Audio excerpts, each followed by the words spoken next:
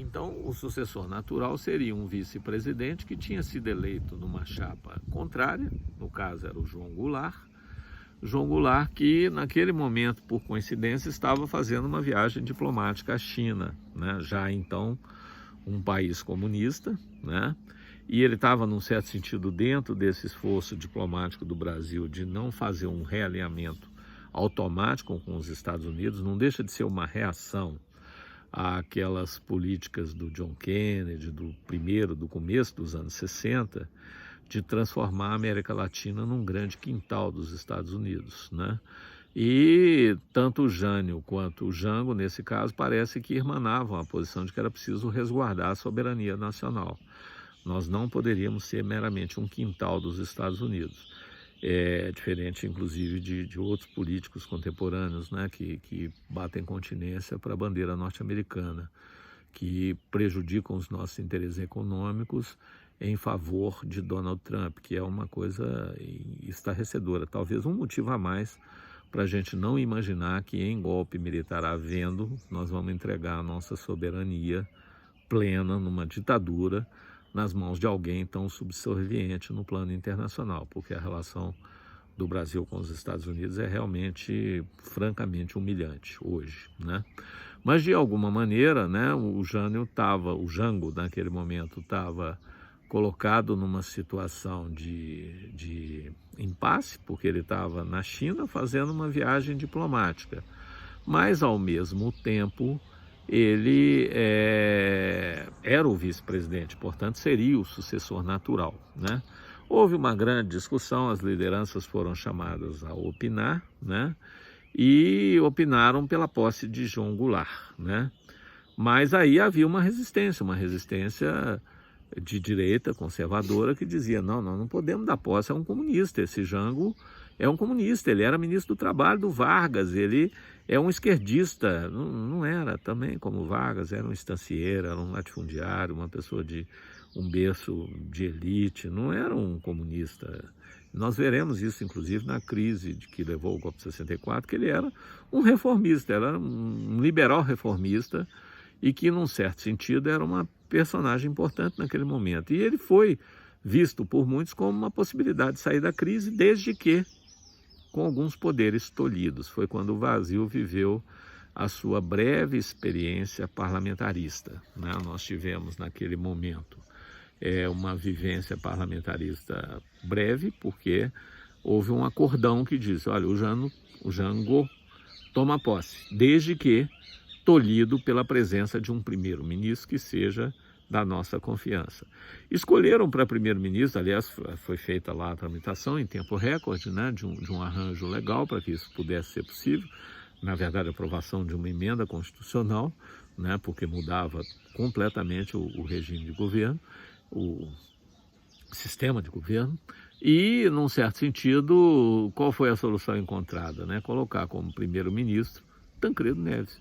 Você vê as voltas que a política brasileira dá, né? Tancredo Neves, que por sua vez também foi ministro do Getúlio, ele foi ministro da Justiça do Getúlio, né? No momento do suicídio, dois dos interlocutores de maior confiança do Getúlio eram exatamente Tancredo Neves e João Goulart, né?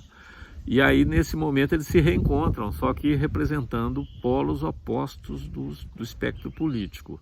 O João Goulart como um vice-presidente, ungido à condição de presidente, num espectro um pouco mais conservador, mas ainda assim tolerado através do contrapeso de um primeiro-ministro, que era o Tancredo Neves, que ia dar para este governo uma nota de equilíbrio, né? Então a ideia era ter um liberal mais clássico, um liberal mais canônico, né? Coexistindo com um trabalhista, que era o Jango, e, portanto, no equilíbrio entre esses dois, haveria uma certa prudência, né? É óbvio que o Jango não gostou disso, ele percebeu claramente que estava sendo manietado, mas, como tudo foi feito à sua revelia no momento em que ele não tinha legitimidade para agir, ele acabou aceitando o acordo, mas trabalhou desde o primeiro dia do parlamentarismo pela sua derrubada. Então, fez uma grande campanha pela derrogação dessa possibilidade, né? E disse que era preciso chamar um plebiscito popular, né? Era preciso chamar um plebiscito sobre a manutenção ou não do parlamentarismo, porque naquele momento ele tinha sido aprovado sem uma consulta popular, dada a urgência do momento, dadas todas as características históricas, e ele, na verdade, gostaria de que o povo homologasse ou não aquela decisão. Então ele passou a trabalhar por uma convocação de um plebiscito esse que foi convocado dentro dos trâmites legais originais e acabou derrogando a ideia do parlamentarismo. Então o parlamentarismo acaba e ele, Jango, volta a assumir plenos poderes em 1962, já com o seu governo em andamento, né? E aí ele começou a tentar administrar as suas pautas, as suas propostas, né? O país volta a se polarizar, né?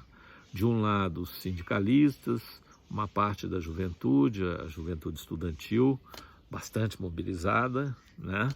Com líderes que naquela época jamais suspeitaríamos, né? Isso só para fazer uma parte importante também. Muito frequentemente as pessoas pensam que ser jovem ou ser estudante é um atestado de ser progressista e que ser velho ou não ser estudante é o contrário, né? Um atestado de conservadorismo. Nem tanto ao mar, nem tanto à terra, né? A UNE já teve lideranças como José Serra, Newton Cardoso e Ulisses Guimarães, né? Para citar um conservador, mas de estirpe, de ética, que é Ulisses Guimarães, um conservador corrupto e tendente ao autoritarismo, que é o Newton Cardoso, e o Zé Serra, que é tucano, né? Que é nem tanto um, nem tanto outro, e é aquela figuraça que fica ali, agora recentemente envolvido com escândalos de corrupção, de doações, de caixa 2, etc., como é próprio do tucanato paulista, né? Tem sempre alguma coisa embaixo do tapete, escondida, né?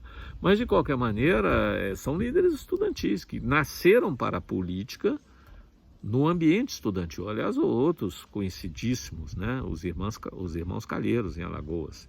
Renan e Renildo Calheiros eram irmãos, não tinha lugar para os dois no PCdoB, então Renan foi para o MDB, mas sempre teve uma vinculação muito forte com o Partido Comunista do Brasil e com o movimento estudantil. Renan era um homem do movimento estudantil.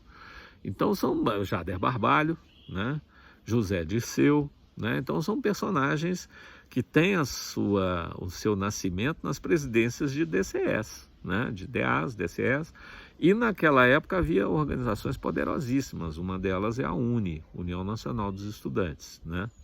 Que teve presidentes de diferentes perfis ao longo da sua história e da sua trajetória. De qualquer maneira, naquele ambiente pré-golpe, os setores progressistas, entre eles a UNE e o movimento estudantil, começaram a pressionar por reformas de base, né? As chamadas reformas de base, que eram reformas econômicas, reforma agrária, reforma educacional, que eram o sentido inverso do que hoje se chama agenda de reformas do governo, né? A agenda de reformas do governo hoje é uma agenda de corte liberal, conservador, que quer desestatizar, que quer romper amarras, que quer dar mais liberdade para o sistema privado, uma série de princípios que são